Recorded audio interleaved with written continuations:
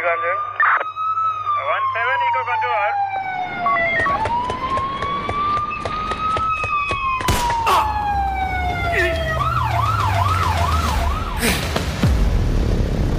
আধার রাতের শহরে ফিসফিসিয়ে চলে যাত্রা, শুধুই ঝুঁকি নেওয়ার রহস্যের ছলে।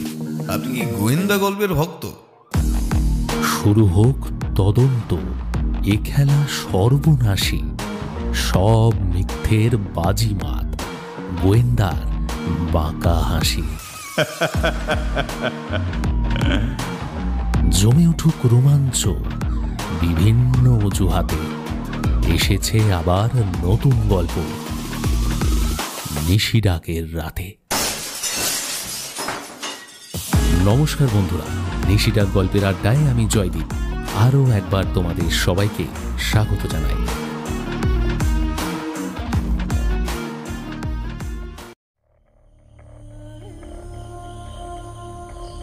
কাশ্মীর সীমান্ত, গভীর রাত, চারিদিকটা বেশ নিস্তব্ধই বলা যায়।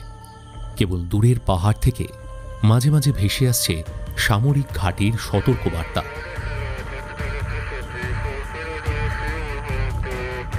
বরফের আস্তরণে ঢাকা উপত্যকার ওপারে পাকিস্তান চীন সীমান্তের ধারে ভারতীয় গোয়েন্দা সংস্থা রয়ের 3 সদস্য লুকিয়ে রয়েছে।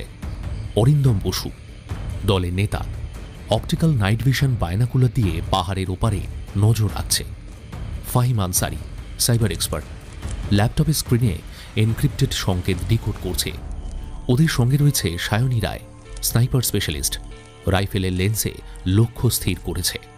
ফাহিম ফিসফিস করে বলল, ভাই, আলোটা দেখেছো? ওটা কি ক্যাম্প নাকি অন্য কিছু? অরিন্দম বায়নাকুলারে চোখ রেখে বলল, এটা কোনো সাধারণ ক্যাম্প নয়। আলো জ্বলছে নির্দিষ্ট প্যাটার্নে। এটা কোনো স্বয়ংক্রিয় মেশিনের কাজ হতে পারে। সায়নী সংক্ষেপে বলল, এটা যদি ড্রোন ফ্যাক্টরি হয় তাহলে কিন্তু আমাদের দেরি করলে চলবে না। 3 জন 3 দিক থেকে নামবে। কেউ ধরা পড়লে আমরা তাকে উদ্ধার করতে পারবো না। তারা ধীরে ধীরে পাহাড়ের ঢালে নামতে থাকল। হঠাৎ করেই পেছনে একটা পায়ের শব্দ। মনে হলো কেউ নিঃশব্দে অনুসরণ করছে। অরিন্দম ইঙ্গিত করল থামতে। সায়নী দ্রুত রাইফেল তুলে তাক করল। ফাহিম নিঃশ্বাস চেপে ধরল। কিন্তু তখনই অন্ধকার থেকে এক গাছের ছায়ার আড়ালে কিছু যেন একটা নড়ে উঠল। এই কি ব্যাপার? বন্য জন্তু নাকি? হয়তো, অথবা। তারা ধীরে ধীরে এগিয়ে গেল। পেছনে কেউ আছে কিনা বুঝতে চেষ্টা করল, কিন্তু অন্ধকারে কিছুই স্পষ্ট দেখা গেল না। অরিন্দম ইশারায় এগোনোর নির্দেশ দিল। চলো, আর দেরি করা যাবে না। তারা আবারও ফ্যাক্টরির দিকে এগিয়ে গেল। ওরা জানত না এই অভিযান শুরু হওয়ার আগেই তাদের দলের কেউ বিশ্বাসঘাতকতা করে ফেলেছে।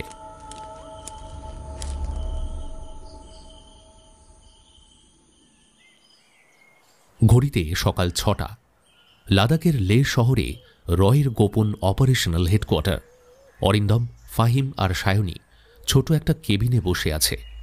সামনে বসে আছেন মিশনের প্রধান কর্মকর্তা কর্নেল বিক্রম সেন। কর্নেলের কড়া দৃষ্টি পড়ল অরিন্দমের দিকে। তোমরা গত রাতে কিছু লক্ষ্য করেছো?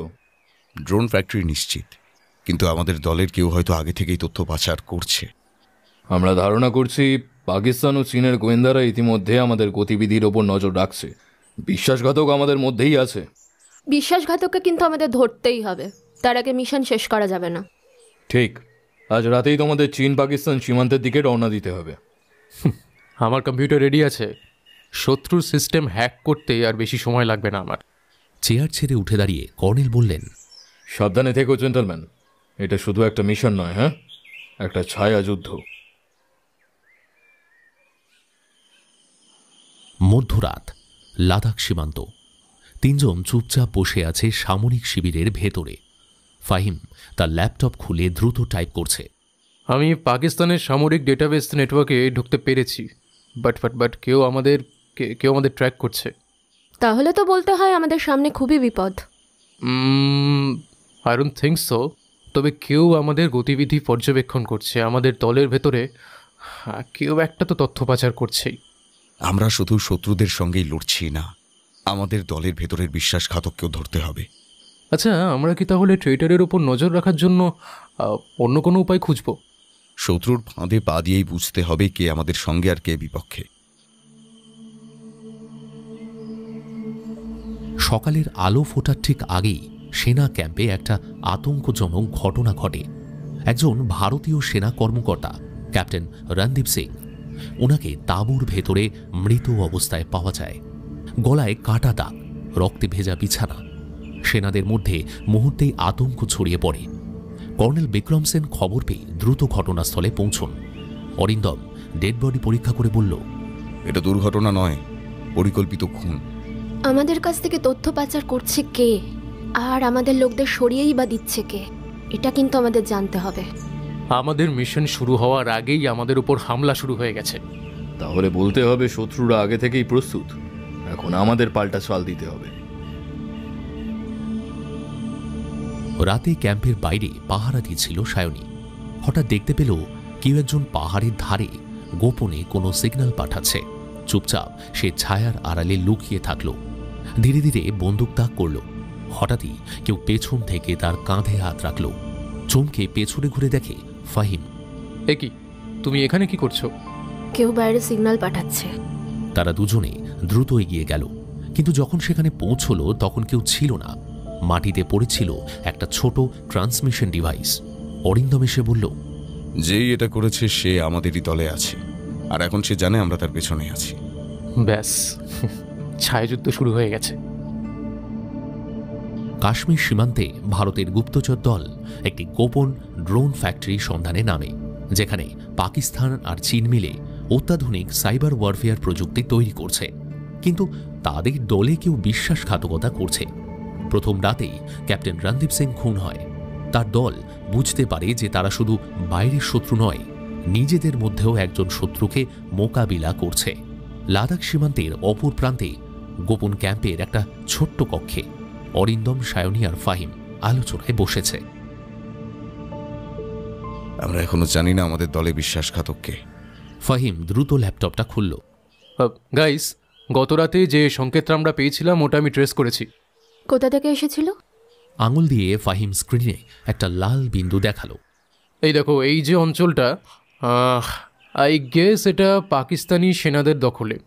কিন্তু আমি একটা ব্যাপারে নিশ্চিত, এখানে শুধু সেনা ঘাঁটি নেই, আরও একটা কিছু আছে। অরিন্দম একমনে মানচিত্র দেখল, তারপর বলল, এটাই আমাদের টার্গেট। আজ রাতেই সেখানে যেতে হবে। ঝুঁকি নিতে ভালোই লাগে বেশ, তাই না? আমাদের কাজটাই ঝুঁকির। সেই রাতে লাদাখ সীমান্তের পাহাড়ি পথ।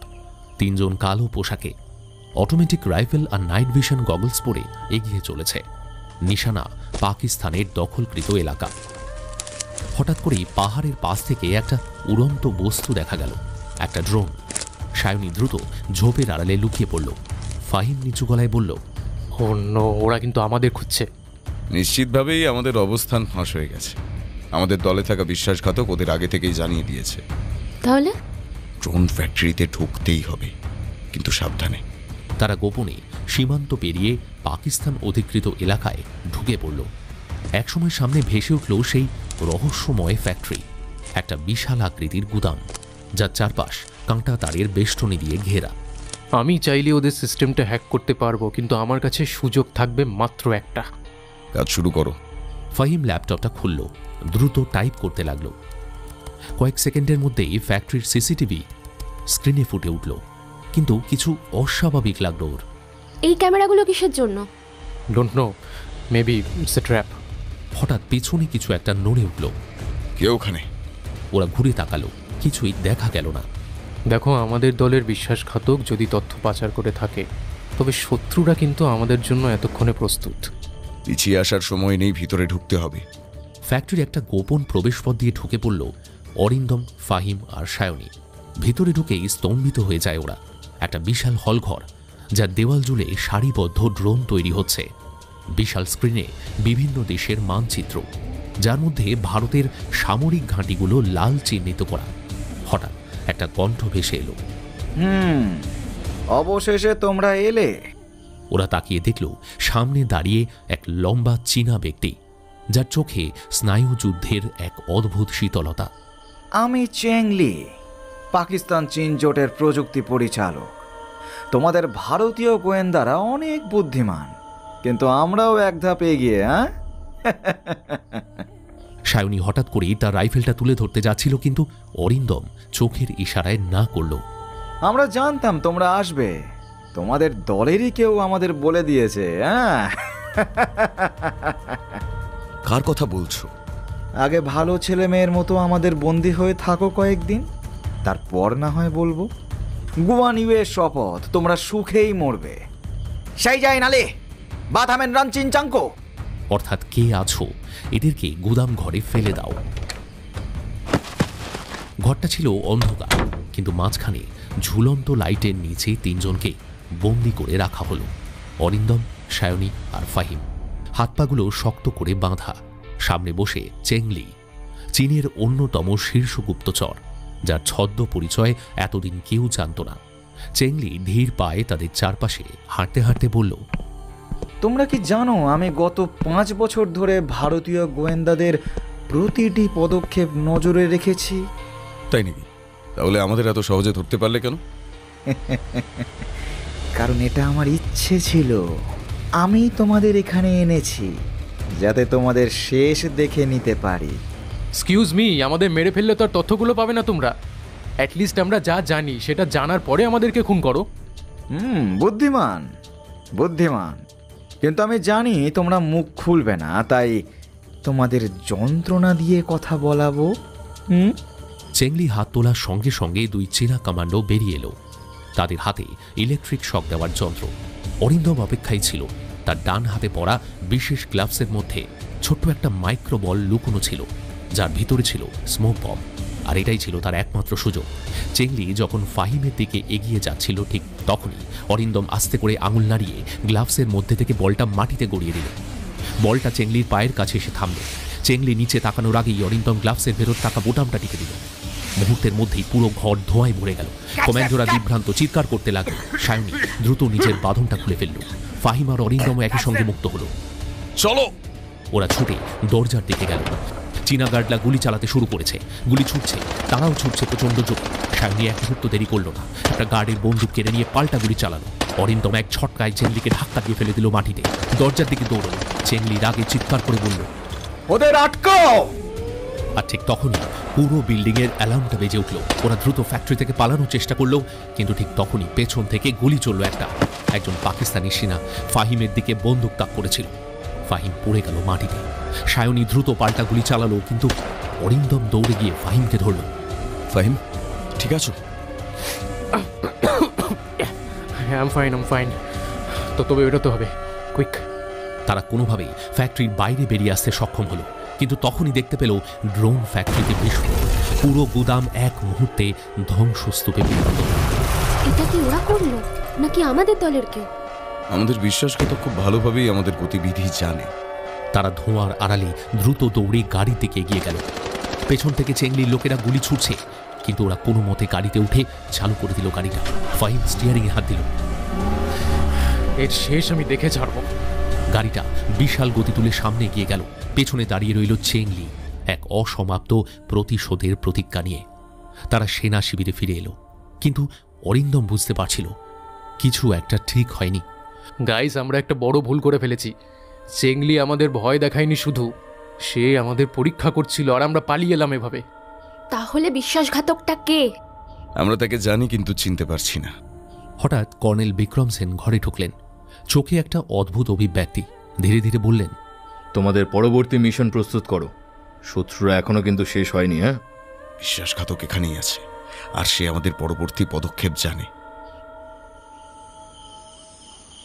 কাশ্মীর সীমান্তে ভারতীয় গুপ্তচর শিবির। রাত গভীর। অরিন্দম তার ঘরে বসে একটা তালিকা নিয়ে ভাবছে। বিশ্বাসঘাতক কে হতে পারে? ফাহিম সাইবার এক্সপার্ট, কিন্তু ড্রোন ফ্যাক্টরিতে সে আহত হয়েছিল। তার উপর সন্দেহ কি অমূলক? সায়নী, সে বরাবরই বিশ্বস্ত, কিন্তু নিশ্চিত কি হওয়া যায়? কর্নেল বিক্রম সেন ভারতীয় সেনাবাহিনীর উচ্চপদস্থ কর্মকর্তা, তবে তিনি সব জানতেন। অন্য কেউ? দলে আরও কয়েকজন আছে, কেউ কি তাদের মধ্যেও বিশ্বাসঘাতক? সেই মুহূর্তে দরজায় টোকা পড়ল। এসো। সায়নী ঢুকল, চোখে মুখে চিন্তার ছাপ। তুমি কি কিছু খুঁজে পেয়েছো নাকি? আমাদের দলের মধ্যে বিশ্বাসঘাতক আছে সেটা নিশ্চিত, কিন্তু কে সেটা জানি না। তাহলে আমাদের না একটা ট্র্যাপ তৈরি করতে হবে। আমাদের জেনে বুঝে একটা ভুল করতে হবে। বেজিং, চীন। একটা অন্ধকার ঘর, মাঝখানে একটা বিশাল স্ক্রিনে ভারতের মানচিত্র, সামনে দাঁড়িয়ে চেংলি। তার সামনে একজন ভারতীয় বসে আছে, চোখ বাঁধা, হাতটা পিছমোড়া করে বাঁধা। তোমার দেশের লোকেরা কিছু বুঝতে পারছে না, তাই না? লোকটি কিছু বলল না। চেংলি সামনে এগিয়ে এলো। তোমাকে এখানে পাঠানো হয়েছিল আমাদের বিরুদ্ধে লড়ার জন্য, কিন্তু তুমি আমাদের সাহায্য করছো। লোকটি এবার মুখ খুলল। দেখো, আমার যা করার সেটা আমি করব। বিনিময়ে তুমি যে প্রমিসটা করেছো সেটা দেবে তো? নিশ্চিন্ত থাকো, এবার তোমার কাজ হলো পরবর্তী মিশনের তথ্য আমাদের পৌঁছে দেওয়া।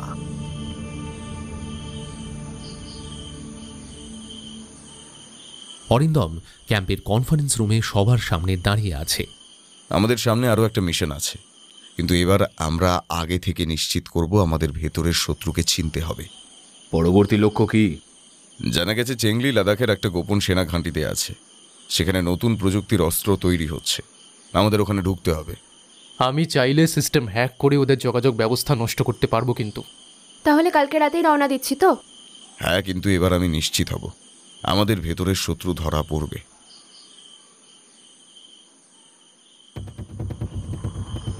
রাত, লাদাখের পাহাড়ি রাস্তা। গুপ্তচর দল 3টে জিপে চড়ে গোপনে এগিয়ে যাচ্ছে। হঠাৎ ফাহিমের ল্যাপটপ থেকে একটা বিপদ সংকেত ভেসে উঠল। Arindam, something is wrong. Arindam দ্রুত গাড়ি থামালো। কি হয়েছে? আমাদের সংকেত কেউ একটা ট্র্যাক করছে। আমাদের গতিবিধি ফাঁস হয়ে গেছে আরও একবার। আর ঠিক তখনই পেছন থেকে গুলির শব্দ। We are trapped. অরিন্দম রাইফেলটা তুলে নিল। বিশ্বাসঘাতক আমাদের দলেই আছে। কর্নেল বিক্রম সেন বন্দুক বার করলেন। আমাদের আক্রমণ করা হয়েছে, সবাই সতর্ক থাকো। আমাদের মধ্যে কেউ একজন পাকিস্তান আর চীনের কাছেই তথ্য পাচার করছে। কেউ একটা বিশ্বাসঘাতক আছেই। আমরা যা পরিকল্পনা করেছিলাম সেটাই হলো। এখন সত্যিটা বেরিয়ে আসবে। পরিত্যক্ত কেবিনে দলের সবাই জড়ো হলো, কিন্তু ফাহিম নেই। ফাহিম? ফাহিম কোথায়? অরিন্দম দ্রুত চারিদিকে তাকালো। তার মাথায় বিদ্যুৎ চমকের মতো একটা ভাবনা এলো। ফাহিম কি বিশ্বাসঘাতক নাকি তাকে তুলে নিয়ে গেছে শত্রুরা? ঠিক তখনই স্যাটেলাইট ফোনটা বেজে উঠল। অপরিচিত কণ্ঠস্বর ভেসে এলো ওপার থেকে। তোমাদের বন্ধু এখন আমাদের হাতে আছে। যদি ফিরে পেতে চাও তাহলে আমাদের শর্ত কিন্তু মেনে নিতে হবে।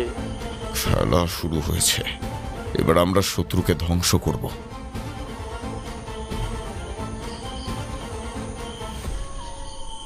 লাদাখের বরফ ঢাকা পাহাড়ের মাঝে গভীর রাতে একদল ছায়ামূর্তি এগিয়ে চলেছে। অরিন্দম, সায়নী এবং তাদের টিমের বাকি সদস্যরা কালো পোশাকে ছদ্মবেশে লুকিয়ে শত্রুর ঘাঁটি দিকে এগোচ্ছে। চারপাশ নিস্তব্ধ, শুধুমাত্র বাতাসের শব্দ আর তাদের নিঃশ্বাসের ধ্বনি শোনা যাচ্ছে। অরিন্দম তার কানে লাগানো কমিউনিকেশন ডিভাইসে ফিসফিস করে বলল, সবাই সাবধান, আমরা খুব কাছে চলে এসেছি। নিশ্চিদ্রভাবে এগোতে হবে। সামনে গার্ড, আমরা কিভাবে এগোবো? দূরবীনে চোখ রাখলো অরিন্দম। ওরা মোবাইল সিগন্যাল জ্যামার ব্যবহার করছে। আমাদের দ্রুত কাজ শেষ করতে হবে, না হলে রিইনফোর্সমেন্ট চলে আসবে। অরিন্দম স্নাইপার দিয়ে লক্ষ্য করল। পাহারাদারদের সংখ্যা 4 জন, সঙ্গে স্বয়ংক্রিয় অস্ত্র, কিন্তু তাদের পজিশনে কিছু ফাঁক আছে। আমি প্রথম গার্ডকে নিঃশব্দে নামিয়ে দিচ্ছি, তারপর সায়নী পেছনে 2 জনকে খতম করবে। বাকিদের দেখার আগে আমাদের এগোতে হবে। চোখের পলকে তার স্নাইপার রাইফেল নীরবে কাজ করল। সামনে পাহারাদার মাটিতে লুটিয়ে পড়ল। ঠিক তখনই সায়নী ছুরি চালিয়ে পাশের পাহারাদারকে নীরবে শেষ করল। তারপর পেছনের 2 পাহারাদারকে দ্রুত কৌশলে নামিয়ে দিল। এগোই। তারা ঘাঁটির কাছাকাছি আসতেই বুঝতে পারল এই ফ্যাক্টরিটা আসলে একটা পরিত্যক্ত সামরিক বাংকারের নিচে গোপনে তৈরি করা হয়েছে, বহির্বিশ্বের নজর থেকে পুরোপুরি লুকোনো। আমরা এতদিন ধরে যে গুপ্ত ফ্যাক্টরিটার খোঁজ করছিলাম সেটা এখানেই। অরিন্দম সামনের দেওয়াল স্পর্শ করে বলল, আমি নিশ্চিত এখানে সুড়ঙ্গ রয়েছে। বাংকারের পুরনো ডিজাইনে এমন গোপন পথ থাকে। অরিন্দম থার্মাল সেন্সর দিয়ে দেওয়ালের তাপমাত্রা পরীক্ষা করল। এক জায়গায় তাপমাত্রা কিছুটা বেশি। এখানেই লুকোনো দরজা আছে। অরিন্দম বিশেষ ডিভাইস দিয়ে দেওয়ালে হালকা বিদ্যুৎ প্রবাহ চালানো। কয়েক সেকেন্ডের মধ্যেই একটা ফাঁক হয়ে গেল। সাবধান সবাই, জানি না ভেতরে কি আছে। তারা সুড়ঙ্গের ভেতরে প্রবেশ করল। এটা ছিল বেশ সরু, স্যাঁতস্যাঁতে আর অন্ধকার। হালকা সবুজ আলো জ্বলছে, যা সুড়ঙ্গের কৃত্রিমতার নির্দেশ করছে। এটা আমাদের জন্য তৈরি হয়নি, এটা ওদের পালানোর পথ হতে পারে। ওরা দ্রুত ভেতরে এগোতে লাগলো। সুড়ঙ্গের শেষ প্রান্তে পৌঁছতেই দেখতে পেল একজন অস্ত্রধারী পাহারাদার অপেক্ষা করছে। অরিন্দম চিৎকার করল, আর ঠিক তখনই চারপাশে গুলি চলতে শুরু করলো। অরিন্দম দ্রুত কভার নিল। সায়নী তার পিস্তল বের করে গুলি চালালো। আমাদের কাছে সময় নেই, এগিয়ে যেতে হবে। ওদের সিকিউরিটি সিস্টেমকে হ্যাক করা পসিবল? সায়নী দলের একজনকে জিজ্ঞেস করলো। সে তার ল্যাপটপ বের করে দ্রুত কোড রান করতে লাগলো। বেশ, আমাকে 1 মিনিট দাও। গোলাগুলির মধ্যেই অরিন্দম একজন শত্রুকে কাবু করে তার বন্দুক ছিনিয়ে নিল। সায়নী বাম দিকে সামলাও। সায়নী দুজনকে গুলি করে ফেলল। ছেলেটা বলে উঠল, হ্যাঁ, হ্যাকিং শেষ, ডিফেন্স সিস্টেম বন্ধ। ঠিক তখনই অরিন্দম আর সায়নী একসাথে পাল্টা আক্রমণ শুরু করলো। শত্রুরা দিশেহারা। হঠাৎ করেই পেছন থেকে গুলির শব্দ। ফাহিম! সেখানে দাঁড়িয়ে রয়েছে ওদের পরিচিত বন্ধু। ফাহিমের হাতে ছিল ধোঁয়া গ্রেনেড। সে মাটিতে ছুড়ে মারল। মুহূর্তের মধ্যেই চারপাশ ধোঁয়ায় ছেয়ে গেল। তাহলে আমাদের মধ্যে বিশ্বাসঘাতক তুই? সরি গাইস, আমাকে এত সহজে বিশ্বাস করেছিলে? বড্ড ভুল করলে যে। ততক্ষণে শত্রুরা পুনরায় সংগঠিত হয়ে গুলি চালানো শুরু করলো। অরিন্দম দাঁতে দাঁত চেপে বলল, আগে ভাবা উচিত ছিল, ওকে জ্যান্ত ধরতে হবে। তবে ফাহিম দ্রুত পালানোর পথ তৈরি করল। ফাহিম গোপন একটা দরজা দিয়ে বেরিয়ে যেতে চাইল, কিন্তু সায়নী আগে ভাগেই সামনে এসে দাঁড়ালো। আর এক পা এগোলেই কিন্তু গুলি চালাবো। সত্যিটা জানো না বলেই আমাকে বিশ্বাসঘাতক ভাবছো তোমরা। তাহলে সত্যিটা বল। দেখো, আমি ডাবল এজেন্ট হিসেবে কাজ করেছিলাম। আমি পাকিস্তান ও চীনের গোপন পরিকল্পনার ভেতরে ঢুকে ভারতীয় গোয়েন্দাদের তথ্য দিচ্ছিলাম। বাট আনফর্চুনেটলি যখন আমি জানতে পারলাম যে ভারতীয় বাহিনীর মধ্যে কেউ একটা বিশ্বাসঘাতক আছে, সেই মুহূর্তে আমি বুঝলাম যে আমাকে নিজের মতো করে খেলতে হবে। এদের উপরে বিশ্বাস করলে চলবে না। রিয়েলি? তাহলে তুই যদি বিশ্বাসঘাতক না হোস, তাহলে আমাদের সঙ্গে কাজ করছিস না কেন? কারণ আমি জানি আমাদের দলের মধ্যেই আরও কেউ একটা বিশ্বাসঘাতক আছেই। আমি জাস্ট সেটাকে প্রকাশ করার একটা সুযোগ খুঁজছিলাম। তাহলে প্রমাণ দে। চলো, তোমাদের আমি দেখিয়ে দিচ্ছি। কিন্তু একটা কথা মনে রেখো, আমি বিশ্বাসঘাতক নই। আমি শুধু একা যুদ্ধ করছিলাম। অরিন্দম আর সায়নী একে অপরের দিকে তাকালো। তারা কি ফাহিমকে বিশ্বাস করবে? দিল্লির সিক্রেট অপারেশন সেন্টারে টিমের কমান্ডার বিক্রম সেন দ্রুত গতিতে ঘরের এক পাশ থেকে অন্য পাশে হাঁটছিলেন। সামনে বিশাল স্ক্রিনে ভেসে উঠেছে উপগ্রহ চিত্র, যেখানে চীন এবং পাকিস্তানের একটা গোপন সামরিক মিটিং চলছে। আমরা জানি শত্রুরা আমাদের বিরুদ্ধে বড় কিছু পরিকল্পনা করছে। শোনো, অপারেশন ডার্ক নাইট শুরু করতে হবে। অরিন্দম, সায়নী এবং বাকি দল মনোযোগ দিয়ে শুনছিল। সায়নী জানতে চাইল, টার্গেটটা কি? বেজিং থেকে পাকিস্তানের রাওয়ালপিন্ডিতে একটি সামরিক পরিকল্পনা পাঠানো হচ্ছে, যেখানে আমাদের বিরুদ্ধে সাইবার ও সামরিক হামলার ছক তৈরি হয়েছে। আমাদের কাজ হলো সেই পরিকল্পনার মূল কপি চুরি করা এবং শত্রুকে ডাইভার্ট করা। তার মানে আমাদেরকে এখন শত্রুদের ডেরায় ঢুকতে হবে। আমরা কি জানি কে এই পরিকল্পনার মাস্টার মাইন্ড? চীনের স্পেশাল অপস ইউনিটের প্রধান চেংলি এবং পাকিস্তানের ISI এর প্রধান কর্নেল আফতাব। চেংলি, এর নাম তো আগেও শুনেছি, কিন্তু কর্নেল আফতাব নতুন চ্যালেঞ্জ। এটাই আসল যুদ্ধ। হ্যাঁ, তোমাদের এই মিশনে কোনো ভুল করা কিন্তু চলবে না। আমি মানতেও পারবো না ওটা। অরিন্দম, সায়নী আর ফাহিম এবং আরও 3 জন পাকিস্তানে ঢোকার জন্য বিশেষ ছদ্মবেশে রাওয়ালপিন্ডির দিকে এগোলো। রাতের আঁধারে সীমান্ত পার হয়ে তারা পাকিস্তানের এক নিরাপদ বাড়িতে আশ্রয় নিল। তাদের গাইড রাজা, একজন স্থানীয়, সে বলল, আপনারা যা করতে যাচ্ছেন তা খুবই ঝুঁকিপূর্ণ। ISI যদি একবার টের পায়, তাহলে এখান থেকে কিন্তু বেরোনোর পথ বন্ধ হয়ে যাবে। আমরা ঝুঁকি নিতেই এসেছি, এবার আমাদের গাইড করো। তারা কর্নেল আফতাবের সিক্রেট মিটিং লোকেট করল। একটা পরিত্যক্ত কারখানায় গোপনে সব পরিকল্পনা সংরক্ষিত ছিল। আমাদের ভেতরে ঢুকতে হবে।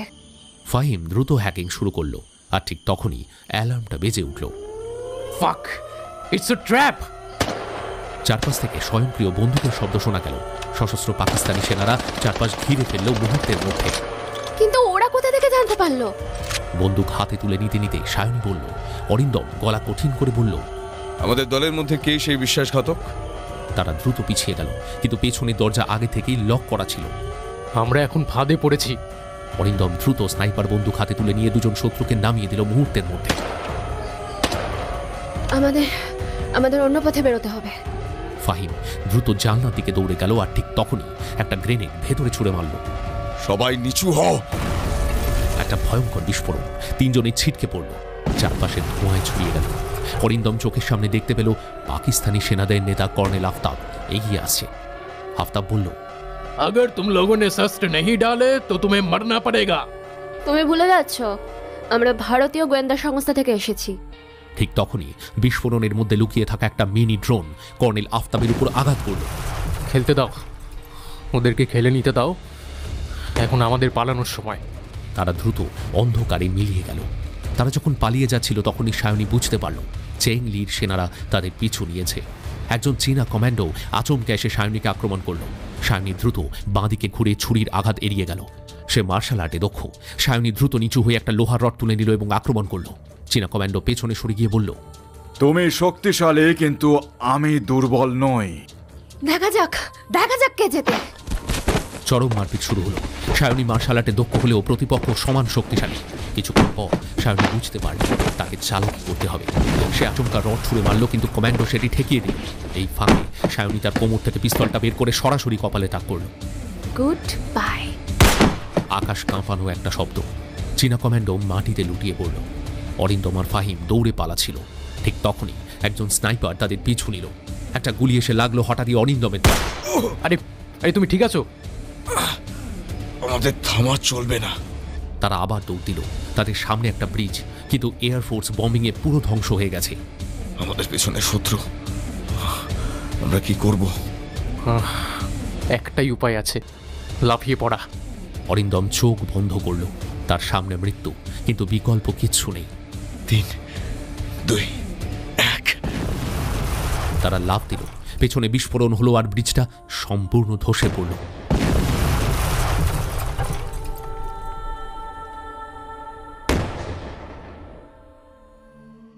বাতাসে বারুদের গন্ধ।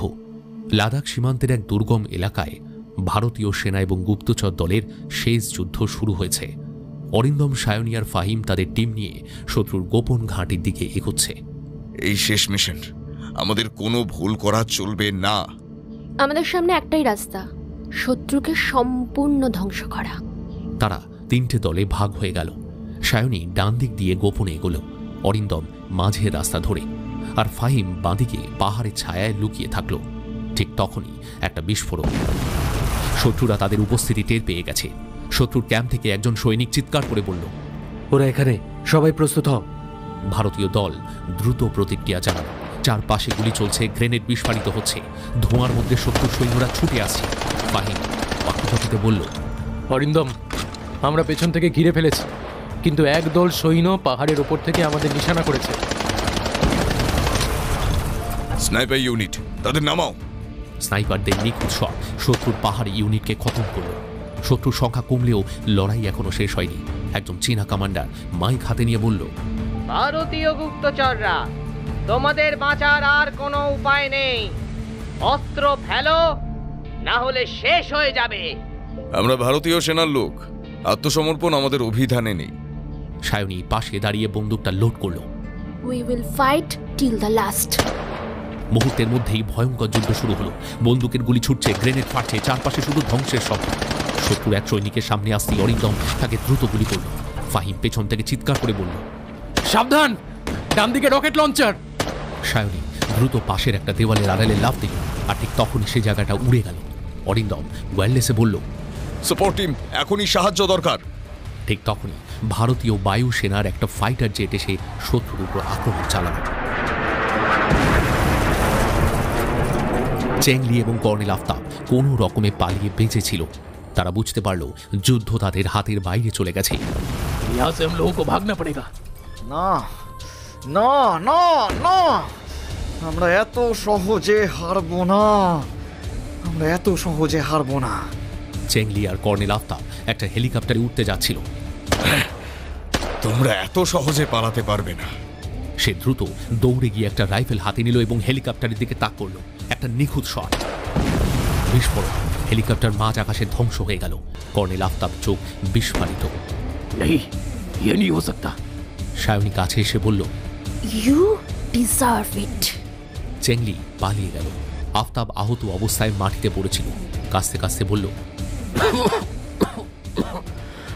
বলে এই তুম লোক জিত চুকে হো अभी, কিন্তু যুদ্ধ এখনো শেষ হয়নি। চীন আবার ফিরে আসবে। অরিন্দম তার দিকে তাকিয়ে বলল, যদি ফিরে এসো তবে পরিণতি আরো ভয়ানক হবে। তারপর সে তার বন্দুকের ট্রিগার টিপে দিল। যুদ্ধ শেষ, শত্রু পরাজিত। কিন্তু একটা প্রশ্ন রয়ে গেল, শত্রুরা কিভাবে ভারতীয় গুপ্তচরদের গতিবিধি আগেই জানতে পারত? সায়নী হঠাৎ বলল, উই হ্যাভ আ ট্রেটার, আর সেটাও আবার আমাদের দলের মধ্যে। অরিন্দম চারপাশে তাকালো। কিন্তু সে কে? ঠিক তখনই ফাহিম সামনে এসে দাঁড়ালো। আই নিউ ইট, একদিন এই প্রশ্নটা উঠবেই, আমি জানতাম। মানে? এখন আমি কিছুই গোপন করতে চাইছি না। সবাই স্তব্ধ। দেখো, আমি একজন ভারতীয় গুপ্তচর, কিন্তু আমার আসল পরিচয়টুকুও তোমরা জানো না। আমার আসল নাম হলো রোহিত খান্ডেলওয়াল। হ্যাঁ, আমি বাঙালি নই, কিন্তু আমি ভারতীয় আর ভারতের কাজ করে থাকি। মানে তুমি পাকিস্তানের হয়ে কাজ করনি? কখনোই না। আমি ভারতের হয়ে পাকিস্তানে দীর্ঘদিন কাজ করেছি, সেটা ঠিক, কিন্তু আমাকে সব সময় সন্দেহ করা হতো। তাই আমি নিজের পরিচয়টা গোপন রেখেছিলাম। তাহলে আমরা এতদিন ভুল বুঝেছি? দেখো, আমি জানতাম আমার ওপরেই সন্দেহটা পড়বে, কিন্তু এটা তো করতেই হতো, কারণ বিশ্বাসঘাতকের আসল পরিচয় জানার জন্য আমাকে তো ছায়ায় থাকতেই হয়েছিল। তাহলে আসল বিশ্বাসঘাতক কে? মেজর রাহুল। সবার মুখে বিস্ময়। মেজর রাহুল? অসম্ভব। ইয়েস ম্যাডাম, ও চীনের হয়ে কাজ করত। ও আমাদের তথ্য চীনের কাছে পাচার করেছিল। আমি ওকে অনুসরণ করেছিলাম, কিন্তু আনফর্চুনেটলি এতদিন প্রমাণ পাইনি। তাহলে এবার ওর পালা। সবাই একসঙ্গে বেরিয়ে পড়ল শেষ বিশ্বাসঘাতককে ধরতে। লাদাখ সীমান্তে চূড়ান্ত যুদ্ধ শেষ হয়েছে। ভারতীয় গুপ্তচর দল চীনের গুপ্ত প্রকল্প ব্ল্যাক ড্রাগন ধ্বংস করেছে। চেংলি এবং কর্নেল আফতাব নিহত, কিন্তু যুদ্ধ শেষ হলেও তাদের রেখে যাওয়া ছায়া এখনো অদৃশ্য হয়নি। অরিন্দম ধীরে ধীরে ধ্বংসস্তূপের মধ্যে দাঁড়িয়ে আছে। তার চারপাশে ধোঁয়া আর ছাই। মাথার উপরে ভারতের ত্রিবর্ণ পতাকা উঠছে। সায়নী এসে পাশে দাঁড়ালো। সব শেষ, তাই না? হয়তো না। শত্রুদের আমরা হারিয়েছি, কিন্তু যুদ্ধের রেশ এখনো রয়ে গেছে। তখনই ওয়াকি টকিতে সংকেত এলো। অরিন্দম, বিক্রম হিয়ার। শত্রুরা পালিয়ে যাওয়ার আগে কিছু গুরুত্বপূর্ণ ডেটা ট্রান্সমিট করেছে। আমরা জানতে পেরেছি ব্ল্যাক ড্রাগন প্রকল্পের কিছু অংশ এখনো সক্রিয় আছে। অরিন্দমের চেহারায় কালো মেঘের ছায়া। এর মানে বিপদ এখনো শেষ হয়নি? ফাহিম পিছন থেকে এসে বলল, তাহলে আমাদের লড়াইটা চালিয়ে যেতে হবে। শত্রুর শেষ খেলাটা ধ্বংস করতে হবে। এটাই আমাদের দায়িত্ব। গুপ্তচরের কাজ কখনো শেষ হয় না। দিল্লির র হেডকোয়ার্টারে ফিরে আসার পর থেকেই অরিন্দমের মনে একটা প্রশ্ন ঘুরপাক খাচ্ছিল। আসল বিশ্বাসঘাতক কি সত্যি ধরা পড়েছে? মেজর রাহুল ধরা পড়েছে, কিন্তু তদন্তে উঠে এসেছে এমন কিছু তথ্য যা অস্বস্তি বাড়িয়ে তুলেছে। রাতে নিজের অফিসে বসে অরিন্দম তদন্ত রিপোর্ট খুঁটিয়ে দেখছিল। হঠাৎ দরজায় নক হলো একটা। ভিতরে এসো। সায়নী ঢুকল। তুমি কিছু খুঁজে পেয়েছো? সায়নী রিপোর্টের একটা পৃষ্ঠা এগিয়ে দিল। আমরা চেংলির একটা সিক্রেট ডকুমেন্ট উদ্ধার করেছি। সেখানে একজন ভারতীয় উচ্চপদস্থ কর্মকর্তার নাম আছে, কিন্তু নামটা কোডেড। এর মানে এখনো কেউ আমাদের দলে আছে যে শত্রুর জন্য কাজ করছে। এই যুদ্ধ এখনো শেষ হয়নি অরিন্দম। আমাদের একজন এখনো ছায়ায় লুকিয়ে আছে। আমি এই বিশ্বাসঘাতককে খুঁজে বের করব, যে কোনো মূল্যে। পরবর্তী কয়েকদিন ধরে অরিন্দম ক্রমাগত তদন্ত করে যাচ্ছিল, কিন্তু যত বেশি খোঁজ করছিল ততই একটা প্রশ্ন তার মনকে তাড়িয়ে যাচ্ছিল। সায়নী কি সত্যি বিশ্বস্ত? ফাহিম অফিসে এসে বলল, কি ব্যাপার, বেশ চিন্তিত দেখাচ্ছে, কিছু হয়েছে নাকি? আমার মনে হচ্ছে আমাদের খুব কাছের কেউ এখনো আমাদের সঙ্গে বিশ্বাসঘাতকতা করছে। তুমি কি সায়নীকে সন্দেহ করছো? আমি কাউকে সন্দেহ করছি না, কিন্তু সবকিছু মিলছে না। অরিন্দম তার অফিসে বসে সায়নীর ফাইলগুলো পরীক্ষা করছিল। হঠাৎ সে খেয়াল করল সায়নীর সাম্প্রতিক মিশনের রিপোর্টে কিছু অসঙ্গতি রয়েছে। নিজের মনেই বলল, কেন সায়নী সবকিছু খুলে বলছে না? ঠিক তখনই তার রেডিওতে সংকেত এলো। অরিন্দম, সায়নী হেডকোয়ার্টার ছেড়ে কোথাও একটা চলে গেছে। আমরা আমরা তার লোকেশন ট্রেস করতে পারছি না। ধক করে উঠল অরিন্দমের বুকটা। কোথায় গেল? অরিন্দম তার গাড়িতে উঠে দ্রুত দিল্লির রাস্তায় বেরিয়ে পড়ল। মনের মধ্যে একটা অদ্ভুত অস্থিরতা কাজ করছে। সত্যি যদি সায়নী বিশ্বাসঘাতক হয়, তবে সে এতদিন ধরে সবাইকে বোকা বানিয়েছে। সায়নীর ট্র্যাকিং ডিভাইস অ্যাক্টিভ করল সে। সিগন্যাল আসছিল দিল্লির বাইরে একটা পরিত্যক্ত কারখানা থেকে। কারখানার সামনে পৌঁছে সে তার বন্দুকটা বার করল। অন্ধকারে নিঃশব্দে ঢুকে পড়ল। হঠাৎ একটা কণ্ঠস্বর কানে এলো। আমি জানতাম তুমি আসবে। ছায়ার আড়াল থেকে বেরিয়ে এলো সায়নী। অরিন্দমের চোখে সন্দেহ। তুমি এখানে কি করছো সায়নী? আমি সত্যিটা খুঁজতে এসেছি। আমি কি তোমাকে বিশ্বাস করতে পারি? সায়নী একটা ফ্ল্যাশ ড্রাইভ এগিয়ে দিল। I am not a traitor Arindam, আমি তোমার পাশে আছি। তাহলে সত্যটা কি? Here's the identity, the traitor we are searching for. Arindam ড্রাইভটা হাতে নিল এবং ল্যাপটপে প্লাগ ইন করল। স্ক্রিনে একটা নাম ভেসে উঠল, কর্নেল বিক্রম সেন। অরিন্দম স্তব্ধ হয়ে গেল। এটা কিভাবে সম্ভব? তিনি তো আমাদের কমান্ডার ছিলেন। তিনি আমাদের সবাইকে বোকা বানিয়েছেন, কারণ দীর্ঘদিন চীনের হয়ে কাজ করছেন, আমাদের সমস্ত গোপন তথ্য পাচার করেছেন। চোখ বন্ধ করে শ্বাস নিল অরিন্দম। আমাদের কাজ শেষ হয়নি। গুপ্তচর কখনো অবসর নেয় না, তাই না? হ্যাঁ, যতক্ষণ পর্যন্ত ছায়ায় শত্রু লুকিয়ে থাকবে, আমরা আলো হয়ে দাঁড়াবো। সন্ধে ঘনিয়ে আসছে লাদাখের সীমান্তে। বরফাচ্ছন্ন উপত্যকায় তাপমাত্রা দ্রুত নামছে, কিন্তু উত্তেজনার পারদ চড়ছে ক্রমাগত। অরিন্দম, সায়নী এবং বেঁচে থাকা গোয়েন্দা সদস্যরা গোপন ঘাঁটিতে অপেক্ষা করছে। ব্ল্যাক ড্রাগন ধ্বংসের পরও মনে হচ্ছে যুদ্ধ শেষ হয়নি। ফাহিম এখনো নিখোঁজ। পাকিস্তান, চীন হয়তো নতুন কিছু জোট পরিকল্পনা করছে। এটাই শত্রুর শেষ চাল। অরিন্দম, কোডটা দেখো তো। সায়নী দ্রুত ল্যাপটপ স্ক্রিনের দিকে ইঙ্গিত করল। স্ক্রিনে ঝলসে উঠল একটা অদ্ভুত সংকেত, ক্লিপার 07 ব্যাড ব্লাড। অরিন্দম চোখ শুরু করল। Bad blood? এটা তো আমাদের পুরনো অপারেশনের কোড। ফাঁদ হতে পারে হয়তো, বাট উই কান্ট ইগনোর। ঠিক তখনই হাতে পিস্তল বের করে অরিন্দম দরজা খুলল। সামনে দাঁড়িয়ে এক মাঝবয়সী লাদাখি ভদ্রলোক, পরনে ধূসর পোশাক। সে চুপচাপ একটা চিঠি বাড়িয়ে দিল। দ্রুত চিঠিটা খুলল অরিন্দম। ভেতরে লেখা, শেষ রাত আসছে, প্রতিশোধের আগুন জ্বলবে, তুমি প্রস্তুত তো? চেংলি? শত্রুর শেষ চাল শুরু হয়ে গেছে। But Chengli is dead.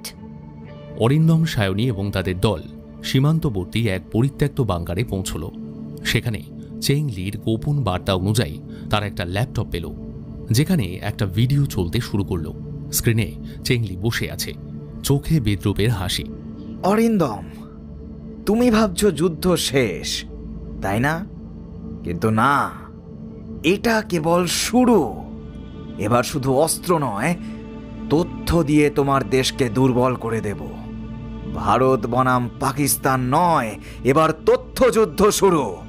Video বন্ধ হয়ে গেল। সায়নী কপাল কুঁচকাল। তথ্যযুদ্ধ মানে সাইবার অ্যাটাক? আমরা যদি না থামাই তাহলে ভারত এবার ডিজিটাল যুদ্ধে নামবে। সকাল 3:45 দিল্লির প্রতিরক্ষা মন্ত্রণালয়ের সাইবার ওয়েফেয়ার ডিভিশনে অ্যালার্ম বেজে উঠল। বিশাল স্ক্রিনের সামনে দাঁড়িয়ে থাকা কর্মকর্তা বিভাস সেন দ্রুত কম্পিউটারে কনসোলে বসে পড়লেন। স্যার, আমাদের বেশ কয়েকটি গুরুত্বপূর্ণ সরকারি সার্ভারে অস্বাভাবিক অনুপ্রবেশের চেষ্টা চলছে। এক তরুণ বিশ্লেষক উত্তেজিত কণ্ঠে বলল। বিভাস সেন ভ্রু কুঁচকে তাকালেন। সোর্স? আইপি ট্রেসিং করে দেখা গেছে পাকিস্তান এবং চীনের বিভিন্ন লোকেশন থেকে একযোগে হামলা হচ্ছে। অন্যদিকে লাদাখের এক গোপন ঘাঁটিতে বসে অরিন্দম আর সায়নী সেই খবর শুনে দ্রুত ব্যবস্থা নেওয়ার পরিকল্পনা করছিল। এইটাই চেংলির শেষ চাল।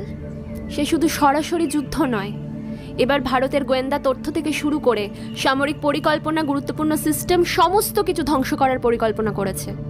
আমরা কি পাল্টা আঘাত করতে পারবো? ফাহিমের হদিশ নেই, কিন্তু তার রেখে যাওয়া কোডিং ফাইলগুলো বিশ্লেষণ করতেই অরিন্দম বুঝতে পারল ফাহিম আগেই কিছু ক্লু তার জন্য রেখে গেছে।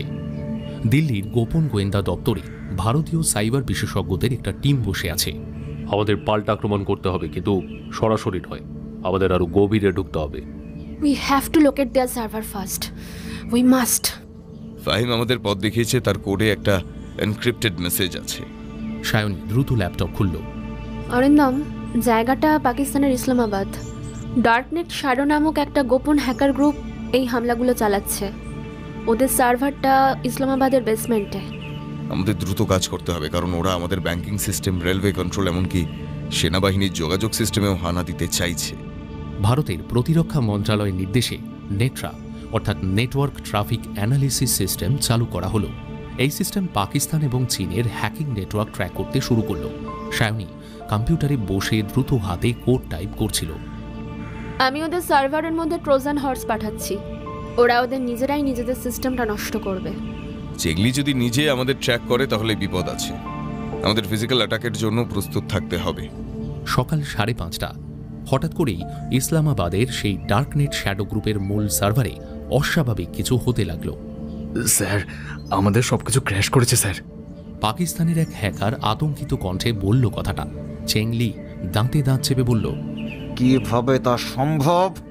ঠিক তখনই তার স্ক্রিনে একটা মেসেজ ভেসে উঠল, pay back time, greetings from India. Chengli হতভম্ব হয়ে গেল। না না না, এটা কি করে সম্ভব? সাইবার যুদ্ধ মানে শুধু কোডিং নয়, এটা বুদ্ধির খেলা। আমাদের সেনাবাহিনীর প্রতিরক্ষা এখন পুরোপুরি নিরাপদ, আর চেংলির ডার্কনেট শ্যাডো গ্রুপ ধ্বংস হয়ে গেছে। যুদ্ধ এখনো শেষ হয়নি, চেংলি হাল ছাড়বে না। ইসলামাবাদের এক গোপন বাংকারে বসে চেংলি ক্ষোভে ফুঁসছিল। তার ডার্কনেট শ্যাডো গ্রুপের মূল সার্ভার ভারতীয় সাইবার টিম ধ্বংস করে দিয়েছে। একজন পাক গোয়েন্দা নার্ভাস কণ্ঠে বলল, স্যার, ভারতীয়রা আমাদের প্রতিরক্ষা ব্যবস্থায় ঢুকতে পারেনি, কিন্তু আমাদের বেশ কিছু ডেটাবেস হারিয়ে গেছে। তোমাদেরকে কেমন যেন বোকার মতো দেখতে লাগছে। ওরা আমাদের মূল অস্ত্র নিষ্ক্রিয় করে দিয়েছে। ভারত কি জানে আমি এবার কি করতে চলেছি? পাশের একটা মনিটরে লাদাখের লাইভ স্যাটেলাইট ফিড দেখা যাচ্ছিল। ওরা আমাদের সাইবার নেটওয়ার্ক বন্ধ করে দিয়েছে, কিন্তু আমি এবার সরাসরি হামলা করব। ভারতীয় গোয়েন্দা দলকেই শেষ করতে হবে। অরিন্দম, সায়নী, এবার তোমাদের পালা। চেংলি দ্রুত তার ডিভাইস থেকে বিশেষ একটা কোড পাঠালো, black Phoenix activate. Arindam, Sayani এবং তাদের গোয়েন্দা দল লাদাখের একটা নিরাপদ ক্যাম্পে বিশ্রাম নিচ্ছিল। সারা রাত ধরে সাইবার যুদ্ধের পর এবার শারীরিক লড়াইয়ের প্রস্তুতি নিচ্ছিল তারা। ঠিক তখনই বেজে উঠল সতর্কতা অ্যালার্ম। স্যার, আমরা ড্রোন রাডারে অস্বাভাবিক কিছু লক্ষ্য করেছি, এক সেনা কর্মকর্তা জানালো। অরিন্দম দ্রুত স্ক্রিনের দিকে তাকালো। 5টা অজানা ড্রোন ভারতীয় সীমান্তের দিকে এগিয়ে আসছে। চেংলি এবার ড্রোন হামলা করতে চাইছে। ড্রোনগুলো এত দ্রুত গতিতে এগোচ্ছিল যে ভারতীয় প্রতিরক্ষা ব্যবস্থা সেগুলো শনাক্ত করলেও ধ্বংস করতে পারছিল না। স্যার, এগুলো কোনো সাধারণ ড্রোন নয়। এগুলোতে ইলেকট্রোম্যাগনেটিক পালস মানে ইএমপি আছে, যা আমাদের সব যোগাযোগ ব্যবস্থা অচল করে দিতে পারে। আমাদের হাতে সময় নেই। সায়নী, তুমি সামরিক ঘাঁটিতে যোগাযোগ করো, আমি ড্রোনগুলো থামানোর চেষ্টা করছি। সায়নী দ্রুত সেনাবাহিনীর কমান্ড সেন্টারে বার্তা পাঠালো। অন্যদিকে অরিন্দম সেনাদের নিয়ে প্রস্তুত হচ্ছিল। সবাই স্নাইপার রাইফেল নিয়ে তৈরি থেকো। ইএমপি ড্রোনকে গুলি করে নামাতে হবে, নাহলে পুরো লাদাখ অন্ধকারে ডুবে যাবে। স্নাইপাররা পজিশন নিল। হঠাৎই প্রথম ড্রোনটা বিস্ফোরিত হলো। সেনারা চিৎকার করে উঠল, স্যার, এটা আমাদের যোগাযোগ সিস্টেম ধ্বংস করে দিচ্ছে স্যার। অরিন্দম দাঁতে দাঁত চেপে বন্দুক তাক করল। একটা ড্রোন ধ্বংস হলো, তারপর দ্বিতীয়টা। সায়নীয় স্নাইপার হাতে তুলে দিল। চলো শেষ পর্যন্ত লড়াই করব। তারা দুজনে একে একে সব ইএমপি ড্রোন ধ্বংস করল। কিন্তু শেষ মুহূর্তে একটা ড্রোন আকাশে বিস্ফোরণ ঘটল। একটা শক্তিশালী শক ওয়েভ ছড়িয়ে পড়ল। পুরো লাদাখের বিদ্যুৎ ব্যবস্থা অচল হয়ে গেল। অন্ধকারের সুযোগ নিয়ে চেংলি সৈন্যরা ভারতীয় সীমান্তে ঢুকতে শুরু করেছে। অরিন্দম দ্রুত তার ওয়্যারলেস ওয়াকিটকিতে বলল, সবাই সাবধান, শত্রুরা এগিয়ে আসছে। চেংলি এবারে ফিজিক্যাল অ্যাটাকে নেমেছে। আমাদের শেষ লড়াইয়ের সময় এসে গেছে। লাদাখের বরফ শীতল বাতাসে ধুলো উঠছিল। পাহাড়ের চূড়াগুলো অন্ধকারে ঢাকা পড়েছে। ভারতীয় সেনাদের পোস্ট থেকে কয়েক কিলোমিটার দূরে একদল গোয়েন্দা সদস্য নীরবে সামনে এগোচ্ছিল। লক্ষ্য একটাই, চেংলির পরিকল্পনা ব্যর্থ করা। সায়নী হেডসেটে বলল, আমরা এখন সম্পূর্ণ বিচ্ছিন্ন। ইএমপি বিস্ফোরণের পর থেকে আমাদের কমিউনিকেশন বন্ধ হয়ে গেছে।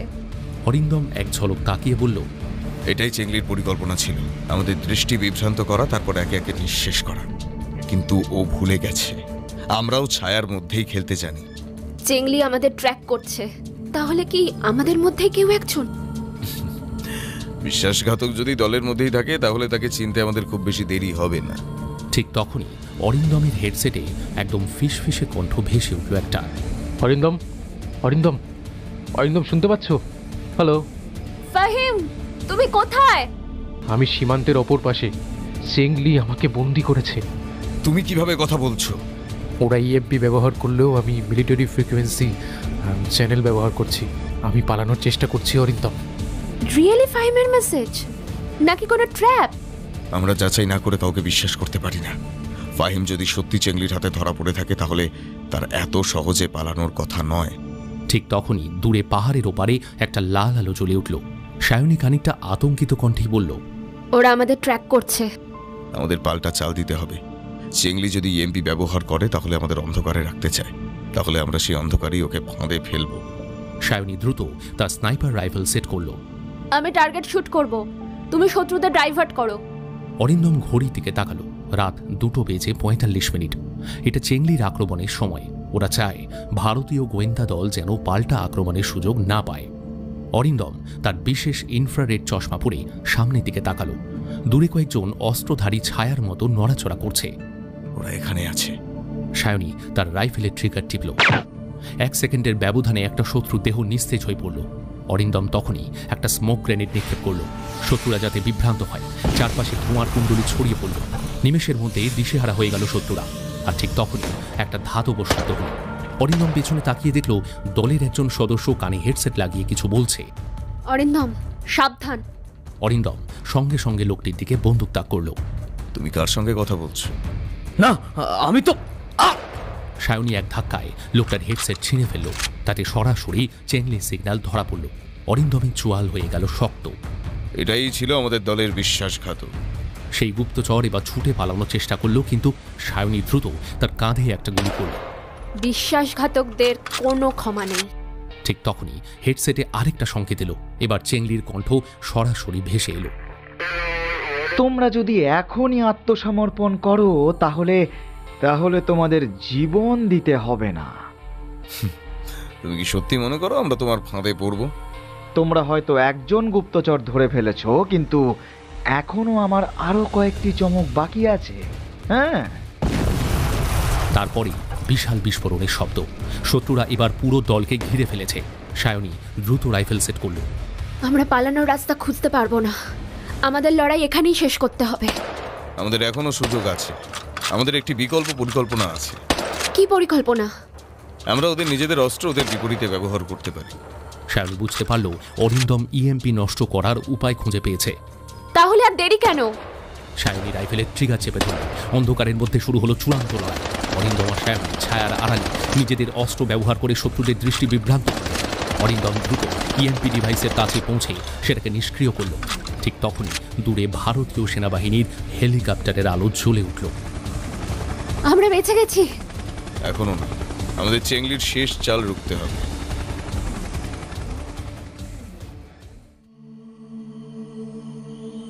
লাদাখের নির্জন পাহাড়ি উপত্যকা, যেখানে রাতে তাপমাত্রা -10 ডিগ্রি নিচে নেমে গেছে। ভারতীয় সেনার বিশেষ অপারেশন ইউনিট কিছুক্ষণ আগেই চেংলির গুপ্তচরদের পরাজিত করেছিল। কিন্তু সায়নী আর অরিন্দম জানত এই লড়াই এখানেই শেষ নয়। বাতাসে অদ্ভুত একটা অস্বস্তি ছিল, যেন পাহাড়ের ছায়ার আড়ালে কিছু একটা লুকিয়ে আছে। সায়নী সামনের দিকে তাকিয়ে বলল, আমার মনে হচ্ছে আমরা কিন্তু এখনো সম্পূর্ণ নিরাপদ নই। অরিন্দম তার ইনফ্রারেড বায়োনোকুলার চোখে লাগিয়ে চারপাশ স্ক্যান করল। তুমি ঠিক বলেছ, পাহাড়ের ওপারে কিছু গাড়ির আলো দেখা যাচ্ছে। সেনা ক্যাম্পের যোগাযোগ ব্যবস্থা পুনরায় চালু হয়েছে। কমান্ডার কপিলের কণ্ঠ ভেসে এলো। অরিন্দম সাবধান, আমাদের স্যাটেলাইট ইমেজে নতুন কিছু গতিবিধি ধরা পড়েছে। সম্ভবত চেংলির বাহিনী পিছু হটেনি, বরং নতুন কিছু পরিকল্পনা করছে ওরা। ঠিক তখনই ফাহিমের হেডসেট থেকে সংকেত আসলো। অরিন্দম, অরিন্দম শুনতে পাচ্ছ? ফাহিম তুমি কোথায়? আমি এখনো এনিমি ক্যাম্পে আছি, কিন্তু একটা গুরুত্বপূর্ণ তথ্য পেয়েছি। চেংলি শেষবারের মতো হামলার জন্য প্রস্তুতি নিচ্ছে। আর ওর লক্ষ্য শুধু ইন্ডিয়া নয় অরিন্দম, পুরো দক্ষিণ এশিয়ার সামরিক ভারসাম্য নষ্ট করতে চাইছে ও। তাহলে তো আমাদের হাতে খুব বেশি সময় নেই। অরিন্দম দ্রুত মানচিত্রের দিকে তাকালো। আমাদের ওদের পরিকল্পনা বানচাল করতে হবে। যদি চেংলি সত্যি এত বড় কিছু করতে চায় তবে আমরা ওকে সুযোগ দেব না। শোনো, আমাদের দুটো দলে ভাগ হতে হবে। আমি সীমান্ত পোস্ট থেকে নজর রাখবো, আর তুমি শত্রুর ঘাঁটির দিকে। ঠিক আছে, কিন্তু সাবধানে থেকো সায়নী। চেংলি তোমাকেও টার্গেট করতে পারে। রাতের আকাশে চাঁদের আলো ছড়িয়ে পড়েছে, কিন্তু সীমান্তের কাছাকাছি সবকিছুই অন্ধকারের মধ্যে ঢেকে গেছে। সায়নী তার স্নাইপার রাইফেল দিয়ে পাহাড়ের চূড়ায় পজিশন নিল। সে নিচের দিকে তাকিয়ে দেখল কয়েকজন অচেনা মানুষ একসঙ্গে জড়ো হচ্ছে। তাদের পোশাক এবং অস্ত্র দেখেই বোঝা যাচ্ছিল এরা প্রশিক্ষিত কমান্ডো। অরিন্দম, আমাদের কিন্তু সত্যি একটা বড় ঝামেলা আসতে চলেছে। অরিন্দম তখন সীমান্তের কাছে একটা গোপন সুড়ঙ্গে প্রবেশ করছিল। দেখতে পেল কয়েকটা কার্গো ট্রাক দাঁড়িয়ে আছে। ট্রাকগুলোর মধ্যে অস্ত্র বোঝাই করা হয়েছে। ঠিক তখনই ফাহিমের কণ্ঠ শোনা গেল। ওরা এই অস্ত্র পাকিস্তানের বিদ্রোহী গোষ্ঠীর কাছে পাঠাচ্ছে, আর যদি এটা সফল হয় তাহলে ভারত পাকিস্তান সম্পর্কের উপর একটা বিশাল প্রভাব পড়বে। অরিন্দম মুহূর্তের মধ্যে ডিসিশন নিল, আমাদের এগুলো ধ্বংস করতে হবে। ঠিক তখনই সায়নী পাহাড়ের ওপার থেকে দেখতে পেল একদল সশস্ত্র মানুষ ভারতীয় পোস্টের দিকে এগোচ্ছে। সে দ্রুত রেডিওতে বলল, কমান্ডার কপিল, সীমান্ত পোস্টের দিকে শত্রুরা ক্রমশ এগিয়ে আসছে। কমান্ডার কপিল সঙ্গে সঙ্গে সেনাদের সতর্ক করলেন। সায়নী দ্রুত তার ট্রিগার টিপল। একজন শত্রু মুহূর্তের মধ্যে পড়ে গেল। নিচে থাকা বাকি সৈন্যরা আতঙ্কিত। অরিন্দমের দিকে সুড়ঙ্গে থাকা ট্রাকগুলো ধ্বংস করার জন্য টাইমার সেট করছিল। ঠিক তখনই পেছন থেকে এক চেনা কণ্ঠ ভেসে এলো, তোমার সাহস আছে অরিন্দম। সে ঘুরে দাঁড়ালো চেংলির সামনে দাঁড়িয়ে। চেংলি ধীরে ধীরে এগিয়ে এলো, হাতে একটা ছুরি ঝলসে উঠল। তুমি কি সত্যিই মনে করো আমাকে হারাতে পারবে? অরিন্দম তৈরি ছিল। আমি তোমাকেই শেষ করতে এসেছি চেংলি। তাদের মধ্যে তীব্র লড়াই শুরু হলো। চেংলি দ্রুত আক্রমণ করছিল, কিন্তু অরিন্দমের দক্ষতার সঙ্গে তার সব আঘাত প্রতিহত করছিল। অবশেষে এক চতুর চাল দিয়ে অরিন্দম চেংলির ছুরিটা ফেলে দিল এবং ওকে এক ঘুষিতে মাটিতে ফেলে দিল। শেষ বলেই অরিন্দম বোমার টাইমার সক্রিয় করল। চেংলি আতঙ্কিত গলায় বলল, না না না না। ঠিক তখনই বিশাল বিস্ফোরণ। শত্রুর অস্ত্রভাণ্ডার ধ্বংস হয়ে গেল। সায়নী আর সেনারা সীমান্তের শত্রুদের পরাজিত করেছে। অরিন্দম ক্লান্ত হয়ে পাহাড়ের দিকে তাকিয়ে রইল। সায়নী মেসেজে বলল, সব শেষ। এত শত্রুকে পরাজিত করেছি, কিন্তু যুদ্ধ কখনো শেষ হয় না। তাহলে এবার ছুটি নাকি? না, কারণ গুপ্তচর কখনো অবসর নেয় না। তুষারে ঢাকা লাদাখে সেই নিস্তব্ধ রাতের পর কেটে গেছে বেশ কয়েকটা দিন, কিন্তু এখনও ভারতীয় গোয়েন্দা সংস্থার একটাই প্রশ্ন, অরিন্দম কি সত্যি মারা গেছে?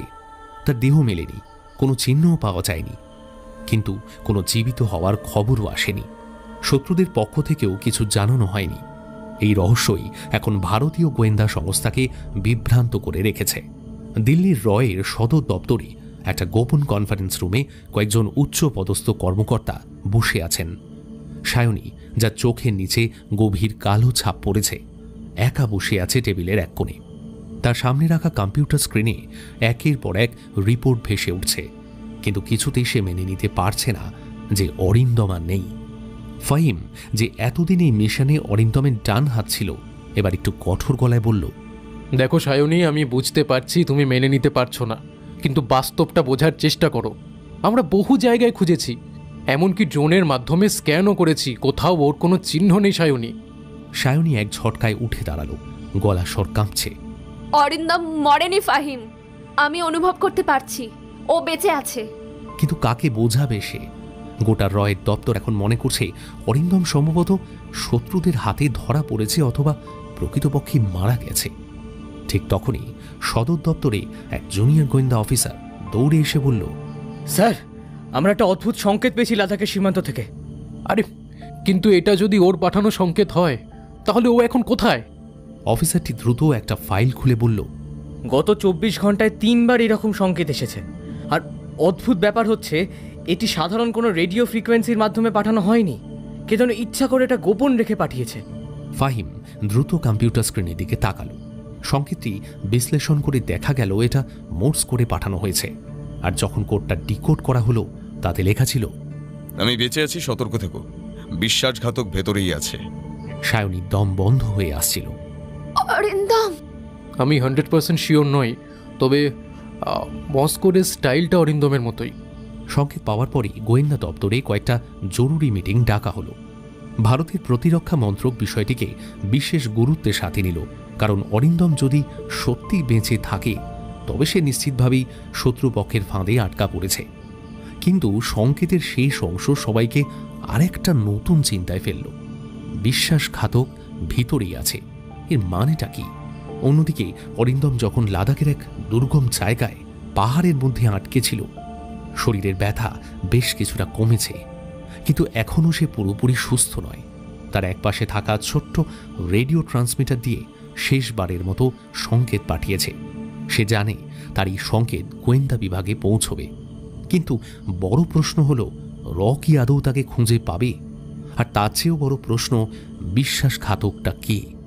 অরিন্দম জানত কেউ একজন আছে যে ভারতীয় গুপ্তচর বাহিনীর ভিতর থেকেই শত্রুদের সাহায্য করছে, আর সে যত দ্রুত এই তথ্য দিল্লিতে পৌঁছতে পারবে ততই ভালো। লাদাখের প্রচণ্ড ঠান্ডায় রাতের আকাশটা ঝকঝকে নীলচে কালো। মাঝে মাঝে উত্তর দিক থেকে হাওয়ার প্রবল ঝাপটা বইছে। হিমবাহের বরফ ঢাকা পাহাড়গুলোর মাঝখানে একটা রহস্যময় সংকেত ভেসে এলো ভারতীয় সেনাবাহিনীর রেডিও ফ্রিকোয়েন্সিতে। রাত তখন ঠিক 2:07। কার্গিলের সেনা ঘাঁটিতে কর্মরত ক্যাপ্টেন রোহিত হঠাৎই তার মনিটরে কিছু অদ্ভুত শব্দ লক্ষ্য করলেন। সংকেতটি আসছিল মোর্স কোডে, যা সাধারণত স্যাটেলাইট নেটওয়ার্ক থেকে আসার কথা নয়। রোহিত চট করে নিজের কাগজ কলম নিয়ে সংকেতটি ডিকোড করার চেষ্টা করলেন। কিছুক্ষণের মধ্যেই তার চেহারায় উত্তেজনা ছড়িয়ে পড়ল। সংকেতের অর্থ ছিল, আমি বেঁচে আছি, সাহায্য পাঠাও লাদাখের 150 কিলোমিটার উত্তরে। কে পাঠালো এই সংকেত? রোহিত দ্রুত তার কমান্ডিং অফিসারের কাছে ছুটে গেলেন। স্যার, আমরা একটা রহস্যময় সংকেত পেয়েছি, মনে হচ্ছে এটা কোনো বিপদে পড়া সৈনিকের বার্তা। কমান্ডার বিভাস সামনে সংকেতের কাগজটা নিয়ে মনোযোগ দিয়ে দেখলেন, বললেন, লাদাখের 150 কিলোমিটার উত্তরে অঞ্চল তো বেশ দুর্গম, সাধারণত এখানে কেউ থাকে না। স্যার, মনে পড়েছে 1 সপ্তাহ আগে রয়ের একটা এজেন্ট এই এলাকাতে নিখোঁজ হয়ে গেছিল। বিভাস সেনের চোখে মুহূর্তের জন্য সন্দেহ ফুটে উঠল। তুমি বলতে চাইছো এটা অরিন্দম সেনের পাঠানো সংকেত? সম্ভাবনা উড়িয়ে দেওয়া যাচ্ছে না স্যার। দিল্লির রয়ের সদর দপ্তরে তখন গভীর রাত। গোপন গোয়েন্দা কন্ট্রোল রুমে বসে সায়নী সংকেতের খবর পেয়ে সঙ্গে সঙ্গে উঠে দাঁড়ালো। সায়নী দ্রুত কম্পিউটার স্ক্রিনের দিকে তাকালো। আমাকে পুরো সংকেতটা পাঠাও, আমি নিজে ডিকোড করব। কিছুক্ষণ বিশ্লেষণের পরে সায়নী সংকেতের ভেতরে আরেকটা রহস্যময় প্যাটার্ন খুঁজে পেল।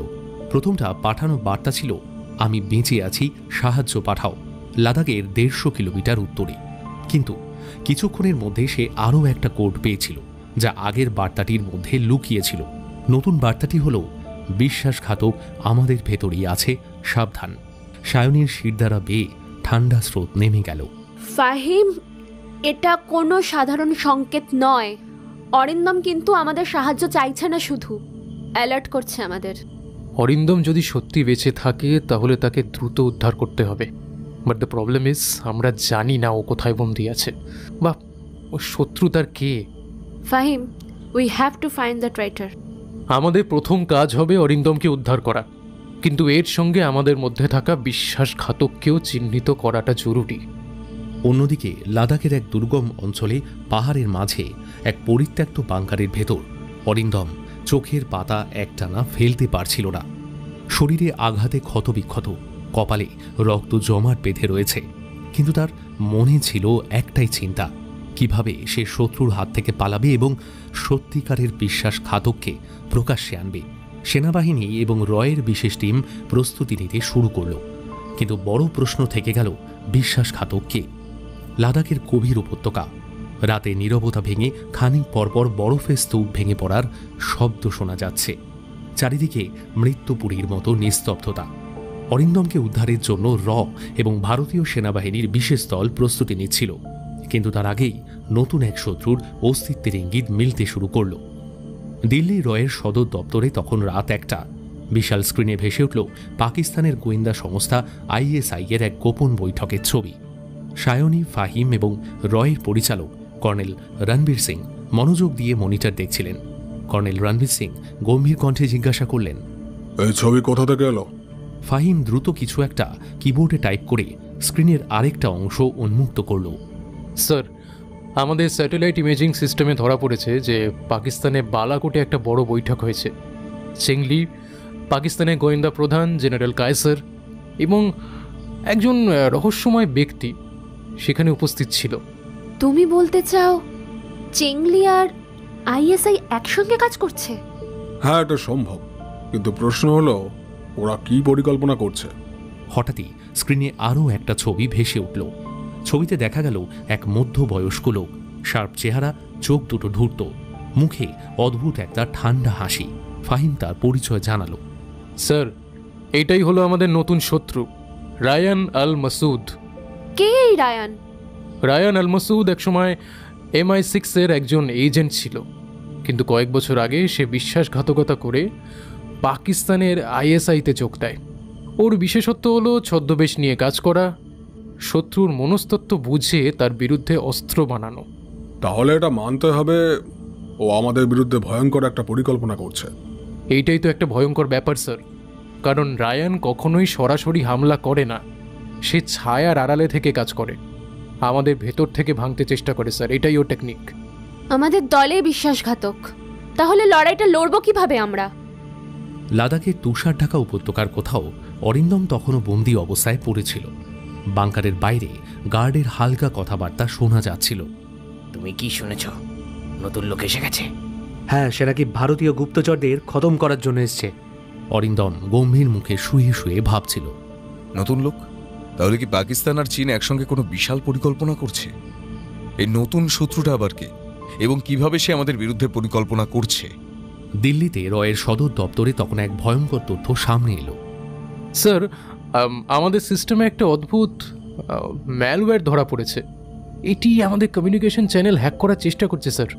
সায়নী দ্রুত কম্পিউটারের সামনে বসল। মানে তাহলে কি আমরা যে উদ্ধার অভিযান পরিকল্পনা করেছিলাম সেটাও শত্রুরা জানতে পারবে? হতে পারে, কোয়াইট পসিবল।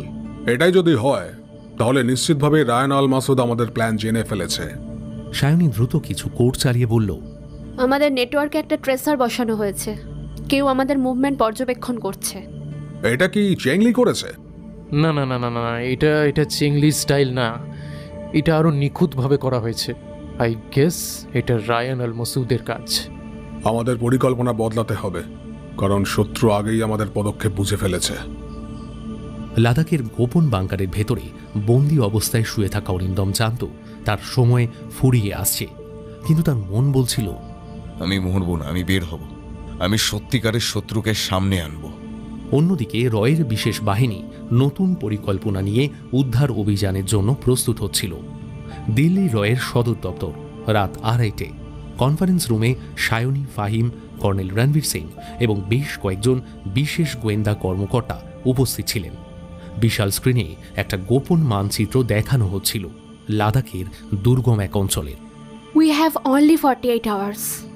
অরিন্দমকে উদ্ধার করতে না পারলে ওদের পরবর্তী পদক্ষেপ আরও ভয়ঙ্কর হয়ে যেতে পারে।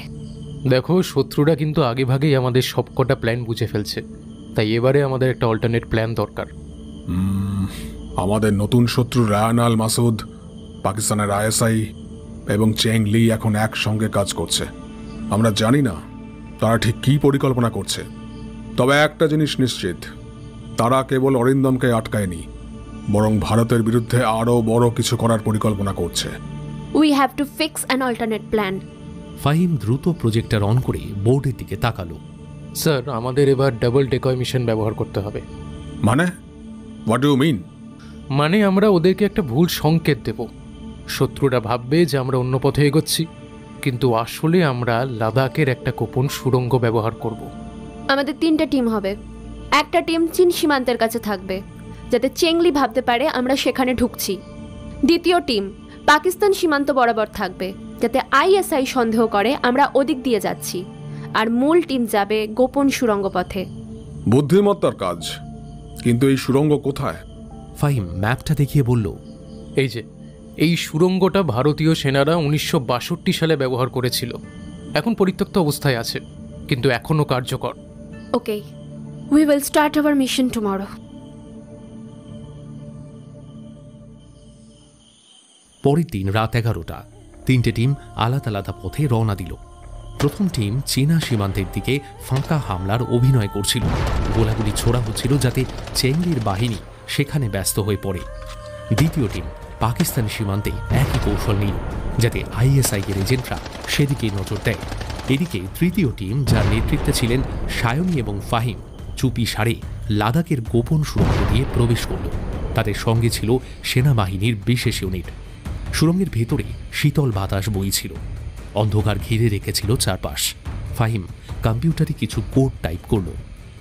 আমাদের হাতে আর মাত্র 30 মিনিট আছে। শত্রুরা যদি একবার বুঝে ফেলে তাহলে কিন্তু আমরা আর বের হতে পারবো না। আমাদের লক্ষ্য একটাই, অরিন্দমকে উদ্ধার করা। অভিযান দল সুড়ঙ্গ পেরিয়ে শত্রুর ঘাঁটিতে পৌঁছে গেল। এটা একটা পরিত্যক্ত সামরিক বাংকার ছিল, যার চারপাশে কঠোর নিরাপত্তা। সেনারা নিঃশব্দে অগ্রসর হচ্ছিল, প্রত্যেকের হাতে নাইট ভিশন ডিভাইস। ফাহিম দ্রুত একটা ড্রোন ছেড়ে দিল, যা বাংকারের ভেতরে লাইভ ফিড দেখাচ্ছিল। স্ক্রিনে দেখা গেল অরিন্দমকে একটা চেয়ারে বেঁধে রাখা হয়েছে, আর তার সামনে দাঁড়িয়ে আছে চেংলি আর রায়ান আল মাসুদ। চেংলি ধীর কণ্ঠে বলল, অরিন্দম, তুমি জানো তোমার বন্ধুরা তোমাকে ছাড়িয়ে নিতে আসবে, কিন্তু সেটা কখনোই সম্ভব হবে না। আমাদের একটাই কথা মনে রাখা উচিত, গুপ্তচররা কখনো হার মানে না। রায়ান আল মাসুদ হেসে ফেলল। ঠিকই বলেছ তুমি, কিন্তু এবার আমি তোমার দলের সব পরিকল্পনা জেনে ফেলেছি। ওরা আসছে, তাই না? সায়নী এবং তার দল যখন একেবারে কাছাকাছি পৌঁছে গেছিল, ফাহিম দ্রুত বলল, সায়নী, আমরা ধরা পড়ে যেতে পারি, আমাদের এখনই হামলা চালাতে হবে। সায়নী সংকেত দিল। সেনারা সঙ্গে সঙ্গে গুলি চালানো শুরু করল। বাংকারের ভেতর আতঙ্ক ছড়িয়ে পড়ল। চেংলি দ্রুত পালানোর চেষ্টা করল, কিন্তু সায়নী তার সামনে এসে দাঁড়াল। খেলা শেষ চেংলি। আমি পালানোর জন্য আসিনি সায়নী, আমি তোমাদের শেষ করতে এসেছি। তারপরেই শুরু হলো এক ভয়ঙ্কর হাতাহাতি। অন্যদিকে ফাহিম আর তার দল বন্দুকের গুলি চালিয়ে রায়ান আল মাসুদকে ঘিরে ফেলল। রায়ান, ধরা পড়ে গেছো এবারে। রায়ান হাত উঁচু করল ধীরে ধীরে, কিন্তু চোখে ছিল রহস্যময় হাসি। আমি ধরা পড়ছি না, বরং আমি তোমাদের ফাঁদে ফেলেছি। ঠিক তখনই চারপাশে বিস্ফোরণ শুরু হলো। সেনারা দ্রুত কভার নিল, ধোঁয়া ছড়িয়ে পড়ল আকাশে। অরিন্দম তখনও বন্দী অবস্থায়।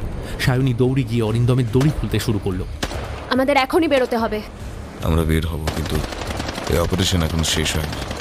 চেংলি আর রায়ানকে ধ্বংস করতে হবে। বিস্ফোরণের মাঝেও ফাহিম, সায়নী আর সেনারা অরিন্দমকে নিয়ে বাইরে বেরিয়ে এলো, কিন্তু তখনই পেছন থেকে একটা গুলির শব্দ। চেংলি একটা স্নাইপার হাতে দাঁড়িয়ে। সায়নী দ্রুত লাফিয়ে পড়ল অরিন্দমের সামনে। গুলি ছুটে গেল সামান্য দূরে। অরিন্দম তখনই বন্দুক তুলে চেংলির দিকে তাক করল। চেংলি মৃদু হাসল। তুমি আমাকে মারতে পারবে না অরিন্দম, তুমি আমাকে মারতে পারবে না। আমরা দেশ রক্ষার জন্য সবকিছু করব। এবার পালানোর পথ নেই চেংলি। একটা গুলির শব্দ, তারপরই সব নিস্তব্ধ। হিমালয়ের বুকে অশান্ত এক রাত।